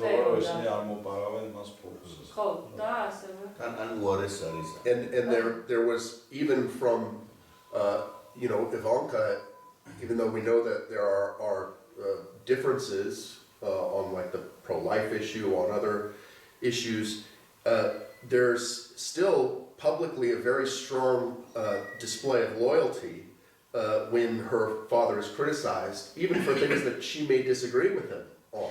და მიუხედავად იმისა, რომ შეიძლება ივანკა მამამის არ ეთანხმებოდეს ისეთ pro-life საკითხებზე, მოდი ავხსნათ pro-life, აბორტთან დაკავშირებულ საკითხებზე, მაგალითად, სიცოცხლის უფლების საკითხებზე. ამბობს, რომ ივანკა საჯაროდ მას ხარს უჭერს ყოველთვის, თუმცა ვიცით, რომ შეიძლება არ ეთანხმებოდეს თვითონ.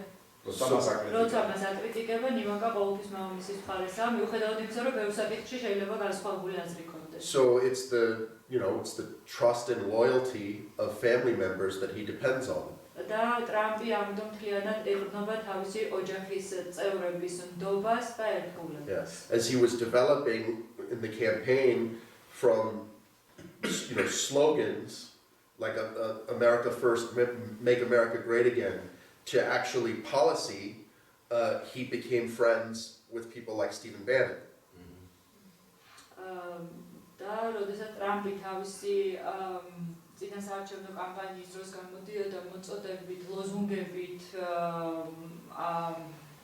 ამერიკა ოპერას ყოველსა გავხადოთ ამერიკა დიად ის დაუმეგობრდა ისეთ ხალხს როგორც არის Stephen Bannon.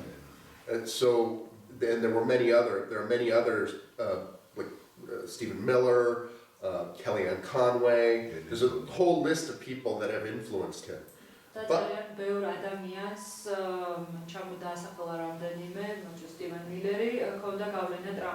So I think that Kellyanne Conway was your poster. Yes.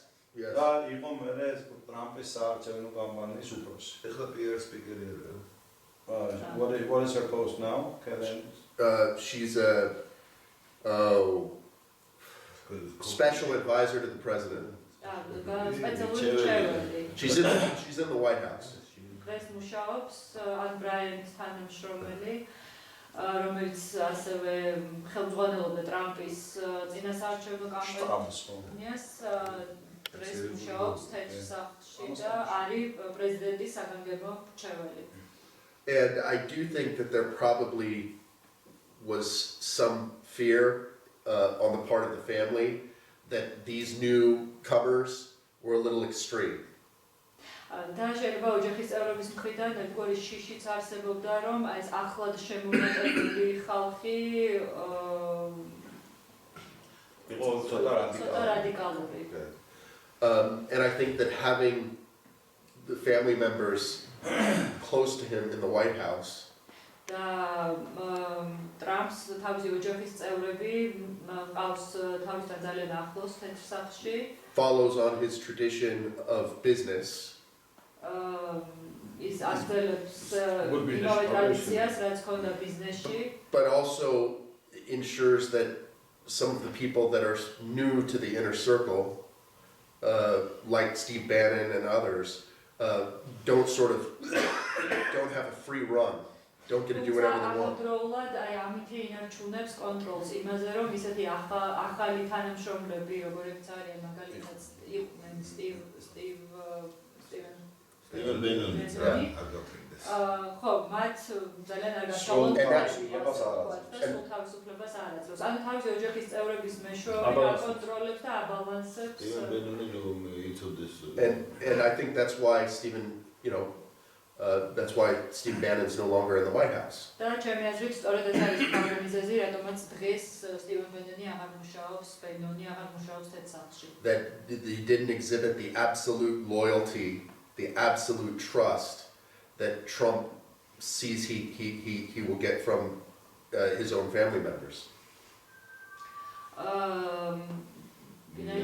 არენდობოდა ისე. ის არებულობდა სულ ლოიალობას და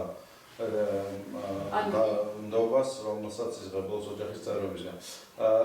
If I may ask two questions which concern Georgia immediately. ჩვენი გასაჭირი ვკითხოთ რა. One, we suffered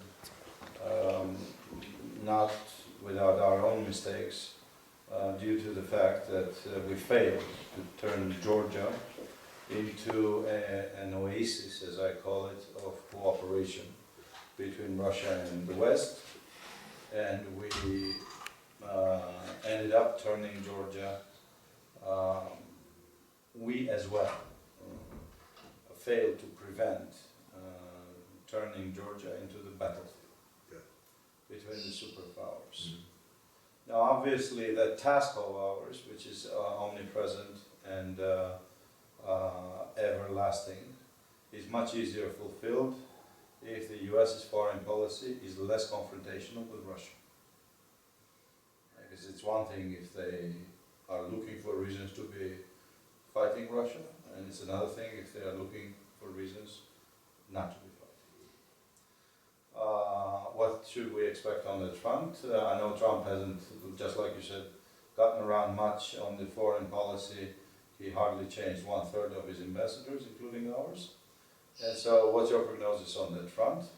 And back to one of the issues you've already raised, what should we expect on the continued zest of the United States to impose aggressive forms of liberalism, which are as Martian and alien to traditional societies such as ours as anything else. ორი კითხვა დავსვით. პირველი, ჩვენ ძალიან გვადარდებს ჩვენი, ხო? ჩვენი ბედი და ჩვენივე შეცდომების გამო. მათ შორის ვერ შევძელით 90-იან და 0-იან წლებში რომ გადაგვექცია საქართველოს, როგორც მე მას უწოდებ და ვნახავ, ოაზისად ამ სახელმწიფოებს შორის დიალოგისა და სამწუხაროდ გადავაქციეთ ის, მათ შორის ჩვენც. გადავაქციეთ ის ბრძოლის ველა ამ სახელმწიფოებს შორის. ეს ამოცანა, რომელიც ჩვენს წინაშე დგას ყოველთვის, ჩვენი საზოგადოების, ჩვენი ქვეყნის წინაშე და არის აქტუალური ყოველთვის, ბევრად უფრო ადვილად მიღწევადია იმ პირობებში, როდესაც ამერიკის საგარეო პოლიტიკა ეძებს არა მიზეზებს რუსეთთან საომრად და დასაპირისპირებლად, არამედ მიზეზებს არ საომრად და სამეგობროდ. რას უნდა ველოდეთ ტრამპისგან ამ ფრონტზე, იმიტომ რომ ტრამპმა, როგორც ბრაიანმა დღეს უკვე არაერთხელ გითხრა, მაგისთვის ვერადა ვერ მოიცალა და ერთი მესამედიც კი ვერ შეცვალა ელჩებისა ჩვენი აგენტები. რას უნდა ველოდეთ ამ ფრონტზე მისი აზრით? და მეორე, უკვე საკითხი, რომელიც ნახსენები იყო დღეს, აი ეს მანია ამერიკული ლიბერალიზმისა, მოახვიოს თავისი გაყნილი და სრულიად მარსიანული უცხო ნორმები ისეთ ტრადიციულ საზოგადოებებს როგორც ჩვენია, რაც უნდა ველოდოთ ამერიკისაგან, როცა ტრამპი ბოლოს და ბოლოს მოისურვის ჩვენისთანა რეგიონებისთვის. Whenever he gets around, if he ever doing that. So, the question. Well, traditionally, it's within the first 2 years of a president's administration that the difficult things can get done. პრეზიდენტობის პირველი 2 წლის განმავლობაში, როდესაც ყველაზე რთული საკითხები უნდა გადაიჭრას. არა. პირველი 2 წელი და ის 2 წელი, როცა შეიძლება გადაჭრა რთული საკითხები, სანამ გაქვს რაზგონი რეიტინგის. და ესა ასე ვთქვათ запаси როგორ მარა The next 2 years are essentially getting ready to run for president again. შემდეგი 2 წელი ემზადები შემდეგი არჩევნებისთვის. სპან პირველ 2 წელიწადში უნდა გადაიჭრას. უნდა გააკეთოს საქმე და მერე ემზადები და მერე შემდეგი 2 წელიწადში ემზადები შემდეგი საქმე. და ნახევარზე გავიდა იმ 2 წლიდან. So while I hope that President Trump will follow through on the promise of changing our foreign policy, მე იმედი მაქვს, რომ პრეზიდენტი ტრამპი დაიწყებს განხორციელებას იმ დანაპირების, რაც მან თქვა და შეცვლის ამერიკის საგარეო პოლიტიკას. თუმცა მე to take off the table completely spreading liberalism or LGBT issues or abortion or whatever around the world, to take that off as a policy goal. ის წესრიგიდან მოხსნის ამ ლიბერალიზმის, რაც არის გავრცელებას LGBT, აბორტები. ამას მაინც გააკეთებს. ხო, ამას მაინც გააკეთებს, რომ ამერიკის მხრიდან არ დაუმთავრებ, while you hope that this is. Yeah, well, I hope that I'm not.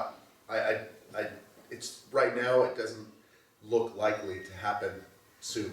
მიუხედავად ამისა, ეს მე არ მჯერა, რომ ეს ამას აქ ალბათობა რომ მოხდება მალე. But the fact that Trump has raised this, თუმცა ის ფაქტი, რომ ტრამპმა ეს საკითხი საერთოდ დააყენა, of a more raised the idea of a less hawkish, a less aggressive, a more humble and self-interested, frankly, American foreign policy. რომ ტრამპმა და საკითხი რომ ამერიკის საგარეო პოლიტიკო პოლიტიკა უნდა იყოს ნაკლებად იასტრებ როგორ ვამბობთ ქართულად თორისებრი ნაკლებად აგრესიული I think ეს ფაქტი რომ ამას უკვე დააყენა ეს საკითხი I think it gives a big opportunity for a future Republican leader. დიდ ასპარეზს და შესაძლებლობებს უხსნის რესპუბლიკური პარტიის შემდგომ ლიდერებს. To follow through. რომ მან მაინც განახორციელოს აი ეს ტრამპის მიერ დაყენებული წინადადებები. And I think that this connects back to what I had said earlier about conservatives realizing to our great shame that increasingly our foreign policy is used to undermine our values around the world. და ეს ეხმაურება იმას, რაც მე ადრე ვთქვი, რომ კონსერვატორებმა დაიწყეს იმისი გაცნობიერება, რომ ამერიკის ესეთი აგრესიული პოლიტიკა აყნინებს ამერიკულ არცხვენს ამერიკულ პასეულობებს და სოფლიოს თვალში. I think this is probably the biggest opportunity because all of those voters, all of those Christian voters, this is now an issue. და ეს ალბათ ყველაზე დიდი შესაძლებლობაა, იმიტომ რომ ყველა იმ ქრისტიანი ამომრჩევლისთვის დღეს ეს არის მთავარი საკითხი. When I talk to people around the country, people say the same sort of thing. We have gay marriage now. ჩვენთან დღეს ოფიციალურად დაკანონებულია ერთსქესიანთა ქორწინება. We have abortion. ჩვენ გვაქვს ლიბერალური პოლიტიკა აბორტებზე. We have Bruce Jenner ჩვენ ყავს ბრიუს ჯენერი, acting like he's a woman on the cover of Vanity Fair. რომელიც ისეთი ცნობილი გამოცემების პირველ გვერდზე, როგორც არის Vanity Fair, Or Cosmopolitan. ქალის ფორმაშია გამოსახული და ის ინამდვილეში არის მამაკაცი, მაგრამ დღეს ცხოვრობს და იქცევა ისეთი, თვითონ ის იყოს ქალი. Widespread pornography. მთელი ქვეყნის მასშტაბით ფართოდ არის გავრცელებული პორნოგრაფია. People are scared to turn the television on, ხალხს უკვე For what their ეშინია kids are ტელევიზორი ჩართოს. and we really should be dictating. შვილები რას ნახავენ? And then they say, and we really should be dictating to the rest of the world, and having them follow this horrible example. და რა Free drugs. რომ არა, ხალხი ამბობს და რა ჩვენ უნდა ვასწავლოთ, ამერიკელი ხალხი ამბობს რა, ჩვენ უნდა ვასწავლოთ ახლა სოფლიოს რომ მობაძონ აი ამ საშინელ ჩვენს სტანდარტებსო. Yeah. So I do think that a smart political leader would take this sentiment and make it a key part of a future campaign. და კვიანმა პოლიტიკურმა ლიდერმა უნდა აიღოს ზუსტად ეს სეგმენტი და აქციოს თავის მთავარ წინასაარჩევნო კამპანიად იმისთვის რომ გაიმართოს. შემდეგ ეხლა ეგეთი სიტუაცია თქოს, რომ ევროპაში არის ეგეთი აზრი, რომ ამერიკიდან მოდის ეს ყველაფერი ცუდი. აი ეს ამერიკიდან მოდის.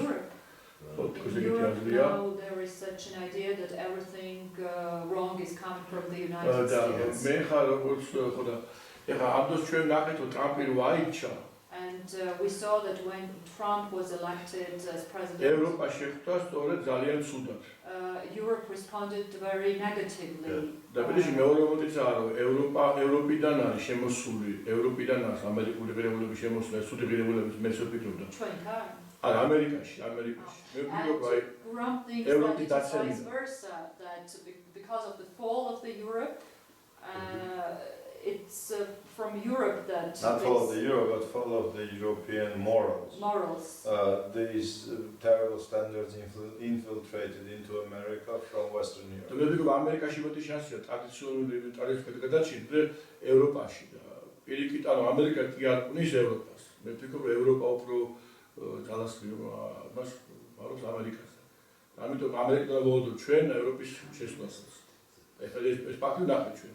And traditionalism and traditional values have now more chance in America and more support. I have it from Europe now, transfer these bad ideas, ideology, and everything. I think from Europe go in America. Yeah. And I think in reality, not America makes something bad with Europe, but the Europeans falling down is go in America. And I think we will wait traditional changes from America also to go to Europe and also to us. If I think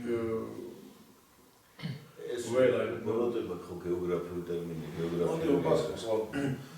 Please. Well, I think you're definitely right that as far as it's complicated because the decadence of where liberalism has gone on sexual matters. In some ways, you can blame European intellectuals. In some ways, you can blame, the Summer of Love, 1964, Hugh Hefner, the explosion of the sexual revolution. ჩემაზეთ ნაწილობრივ მართალი ხართ, აი ეს ევროპული მორალის დეკადენსი შეიძლება ნაწილობრივ დაიწყო 60-იან წლებში. ნაწილობრივ შეგვიძლია დავაბრალოთ ევროპული მორალის დეკადენს. ნაწილობრივ შეგვიძლია დავაბრალოთ Hugh Hefner's Playboys 1860 წელს ამერიკაში. But the reality is that in all civilizations, there tends to be elites tend to be the ones that can engage in decadence, and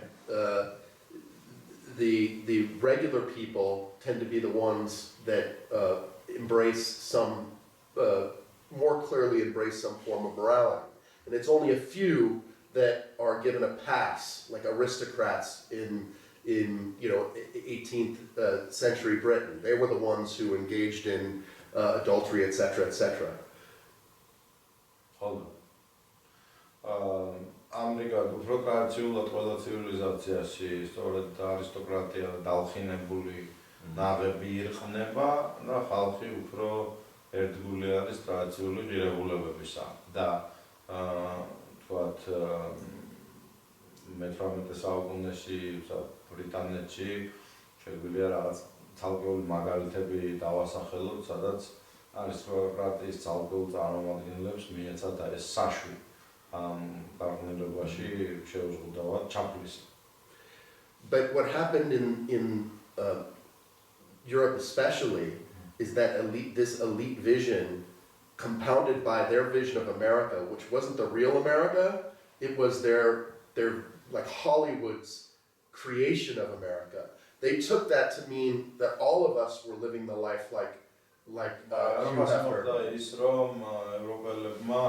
მათი ხედვა ამერიკისა, რომელიც არ იყო ნამდვილი ამერიკა, ეს უფრო იყო ჰოლივუდის ამერიკა და ჰიუ ჰეფნერის ამერიკა, აიღეს როგორც რეპრეზენტატიული იმიჯი მთელი ამერიკისა.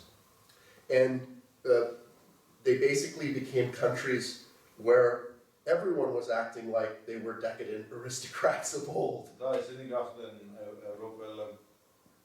დასავლეთ ევროპულ ქვეყნებში გახშირდა შემთხვევები, როდესაც მთლიან მოსახლეობა ყველა იქცეოდა ისე, თითქოს ისინი იყვნენ დეკადანსში ჩაფლული არისტოკრატიის წარმომადგენლები, თუმცა იყვნენ ჩვეულებრივი მოქალაქეები ამ ქვეყნების.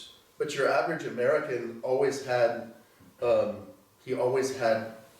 his church, his community. მაგრამ უბრალოდ ამერიკას ყოველთვის ჰქონდა თავისი ეკლესია, თავისი საზოგადოება. And when he saw what was going on around him, there was a helplessness that we may not be able to change this, but this isn't who we are. This isn't America. და როცა ის უყურებდა გაყნელებას და უბედურებას, რაც ხდებოდა ელიტაში, ის თავს უსაშველოდ გრძნობდა, რომ მას არ შეუძლია შეცვლა, მაგრამ ის ამბობდა, რომ ეს არა ვარ ჩვენ, ეს არ არის რაც ამერიკა არის სინამდვილეში. So I think in Northern Europe especially, but throughout Europe, და მე მგონი ჩრდილოეთ ევროპაში განსაკუთრებით სკანდინავიაში ალბათ გულისხმობ და სხვაგანაც ევროპაში the loss of faith and the embrace of American values. Yeah, I think that the liberalism was actually born in Europe, and it comes from certain. To me,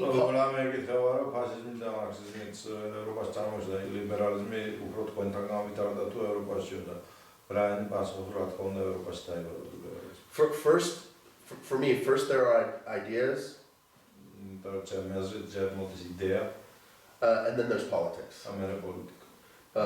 And so the ideas that underscore modern liberalism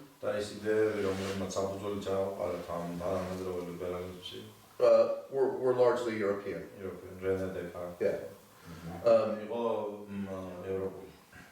Now, I think that the American practice of at the elite level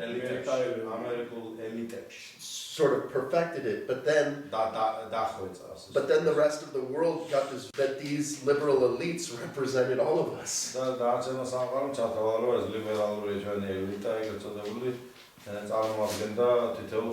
So it's a pretty profound cultural misunderstanding. I still am amazed when I meet Europeans and I talk about life in the United States, whether I'm in Italy, Norway, wherever, and they can't understand the centrality of, like, on Sunday, everyone's going to church. That's just what we do in Middle America. იტალიაში, ნორვეგიაში ჩავდივარ, ხდები ინტელექტუალებს, მეგობრებს, მათ არ ესმით და არ ჯერათ, რომ დღემდე, თქვათ, შუაგულ ამერიკაში, ჰარლენდში, ჩვენ კვირას ყველა მივდივართ ეკლესიაში. I met recently with a very interesting French intellectual, conservative intellectual, Ivan Blanc, who made to us a presentation about the rotation of between elites and common people in France, and talked about the fact that, which you have mentioned, that when he was growing up, this gentleman is about 70 or so years old. When he sees a total reversal of the rules, and he sees the common Frenchman who suffers from the lack of jobs, from the violence, from illegal immigration, longing for and supporting traditional family and French traditional values, and he sees a total decadence in the French elites, and it was a very interesting presentation. Modi, Ryan, ავათა დავღალეთ 4 საათია ვაწამებთ და მადლობა უთხრათ და დავამთავროთ რაღაცნაირად ეს საუბარი. მე მგონი ბევრი დაგვეთანხმება, რომ აი ასეთი საუბრები, თქვათ, ცოცხალი პირდაპირი ამერიკული კონსერვატიული წრეების, ასეთ არაჩვეულებრივ წარმომადგენლებთან, ასეთ საოცარ კაი ხალხთან, მეოჯახეებთან, როგორც ბრაიანი არის სწორედ ის, რაც ჩვენ გვინდა რა, ჩვენ ესეთი ამერიკა გვიყვარს და ჩვენ ესეთი ამერიკა გვინდა და გვაინტერესებს. გურამს ერთ რამეში არ დავეთანხმები კი არა, ესე უპასუხებდი, რომ ჩვენ იმას არ ველოდებით, რომ ამერიკისგან წამოვა, რა ქვია, ჯანმრთელი ტენდენციები, რომ ჩვენ გვიშველეს, ჩვენ ველოდებით თავს დაგვანებებენ. არაჩვეულებრივი იქნება და მოდი ბრაიანს მადლობა უთხრა და ამით დავამთავროთ. Brian, I'm saying we've been torturing you for 4 or 5 hours. No, I love it. We're gonna stop here and thank you. It's like we have our own philosophers here, a little club where we can. I love it. That's Brian sounds με ძალიან მომწონს ზას ჩვენ საკუთარი ფილოსოფოსების კლუბი გვაქვს და მე ძალიან მომწონს.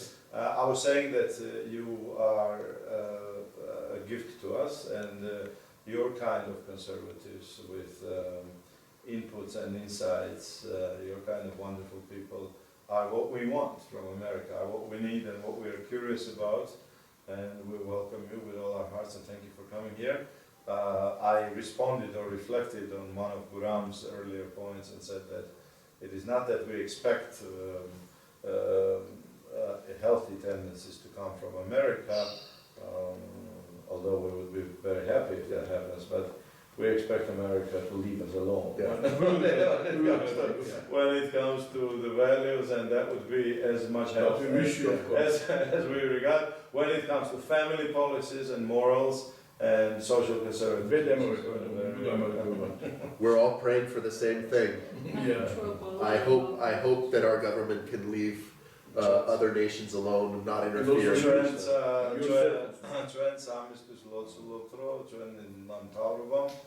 That would be good for you also. A lot less anger directed at the United States if we would stay out of these affairs.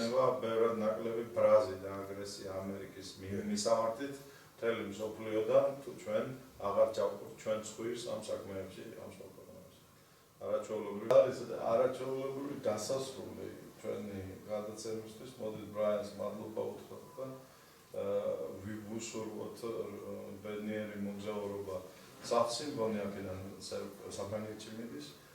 დავსვავოთ მას, რომ მისი ვიზიტი თბილისში არ იყოს ერთზერადი მოვლენა და გამხდარიყოს შეძლების დაგვარად მიუხედავად მისი უზარმაზარი დაკავებისა, გამხდარიყოს ტრადიცია, რეგულარული ტრადიცია და ჩვენი სახლი, ჩვენი მეგობრების